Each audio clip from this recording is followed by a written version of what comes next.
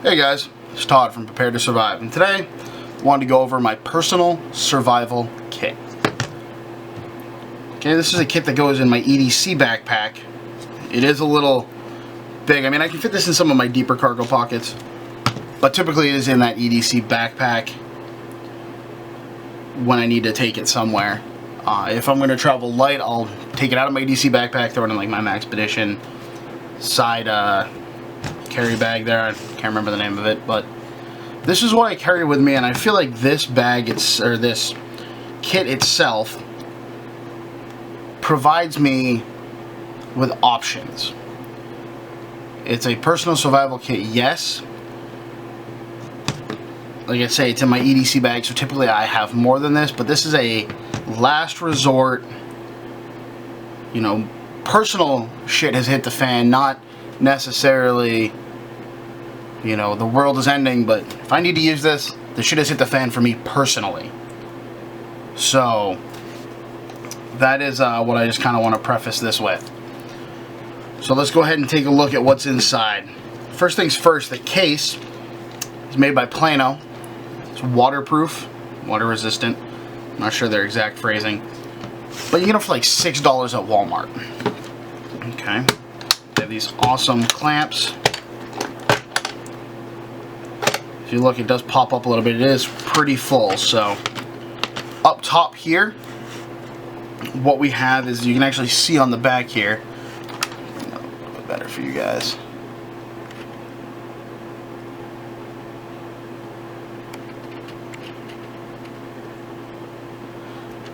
So what we have here on the back is 2 fishing hooks, 2 small safety pins, a sailcloth needle, a razor blade, and then if you look right there, that is actually a striker for matches. And that's all up here, and I use duct tape to secure it because the duct tape you can turn into tinder as well. I have aluminum foil. There's many uses for that, signaling, making a little cup to boil water in, etc.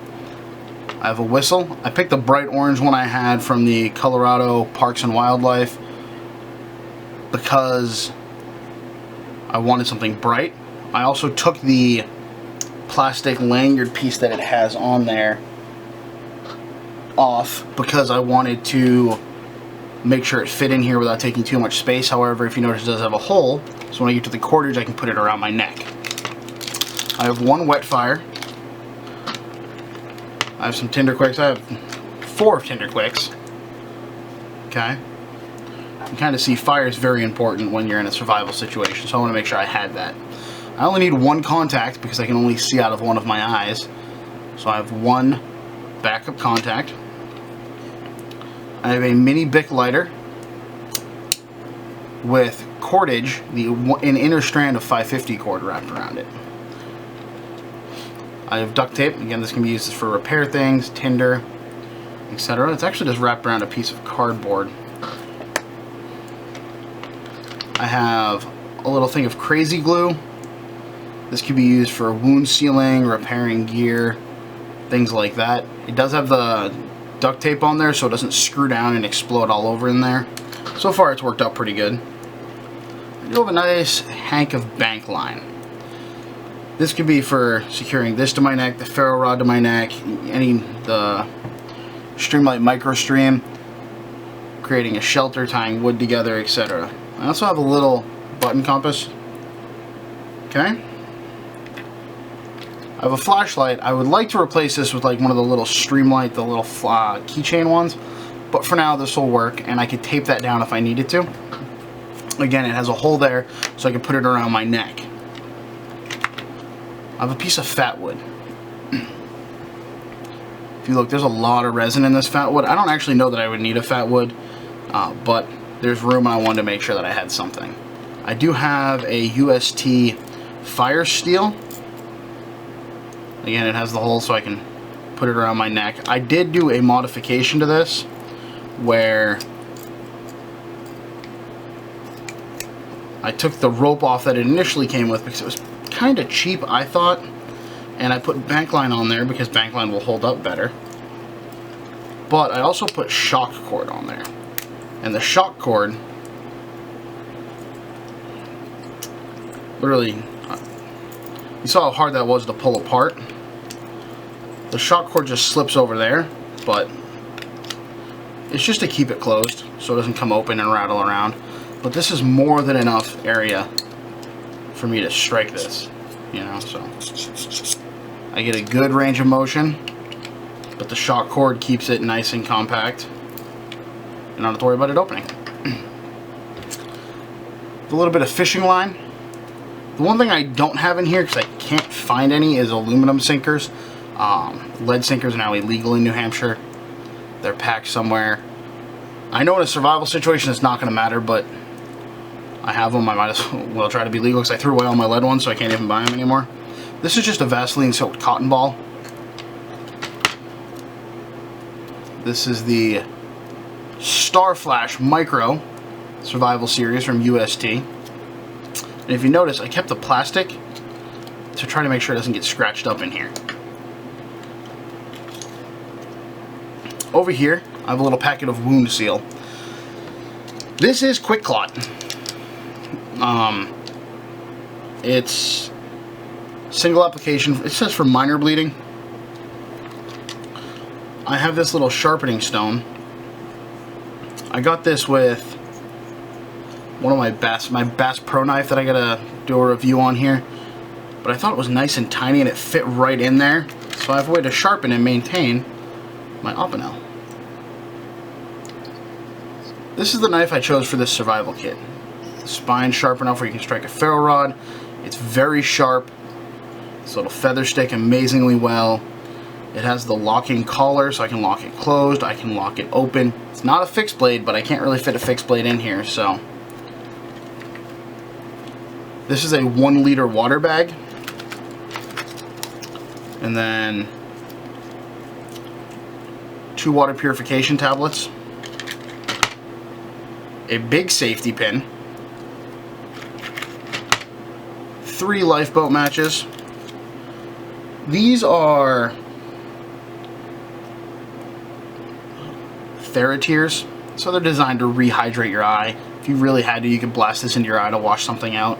Vision's very important, so I wanted to make sure that I had that covered in here, because if I get something in my one good eye, I'm going to be out of commission. In this little pack, this is a bunch of pills. I got these from work. They were giving them away, and it's supposed to be 7 of them, so they're your daily pills, so you can take it out, you know, pop it, leave it by your bedside, whatever. Water purification tabs again, tin foil, and then wrapped in duct tape. I have anti-diarrheals, I have Benadryl, Excedrin, Tylenol, heartburn meds. So I have a lot of meds in there. The big ones are the anti-diarrheals and the Benadryl. The other ones are just kind of comfort. You know, they're just there just in case, I guess. I had the room, I wasn't going to load it up with anti-diarrheals, and I figured if you're in a survival situation and you get a headache, you crush your thumb, finger, something like that, you know, it could help to have those little comforts. So this is my personal survival kit. It goes in my EDC backpack, which is my VanQuest Trident 20. So this is with me every day. When I take my Trident 20 somewhere, this is with me. If for whatever reason I don't want to take my Trident 20 and I take, like I say, my Maxpedition, like VersaPack, I throw this in there. This is always with me because it has so many options for things I could need. I'm not saying it's the best survival kit on the planet. I've seen better. I don't have enough room for like a nice little fixed blade like I'd like to put in here. But I've also seen, you know, for lack of a better term, I guess, worse. And I definitely think that this would do good if I had to get home, my car broke down. That's really what this is for, is if my car broke down, something along those lines. If I went kayaking, I would take this with me because it is waterproof. And then what I would probably do is when you close it up, there's really no place to easily lash rope to. I would just make a little harness, tie it to myself some way, because I would not want to lose this. You know, that it's real easy to get hypothermic once you get wet and cold. So that is my personal survival kit, guys. Let me know if you think there's anything I should add or change to the personal survival kit. You know, what are your thoughts on it? This is the first one that I tried to make. I have a couple Altoids one, but you can't really make a comprehensive, super solid kit out of an Altoids tin. I mean, it's very limited to do it this way too, but I'd much rather have this stuff than an Altoids kit, even for the extra size. So again, guys, please let me know what you think I should change. If anything, let me know what you think you would add or take away. And until next time, guys, be prepared to survive and enjoy the outdoors. Thanks so much. Please like and subscribe.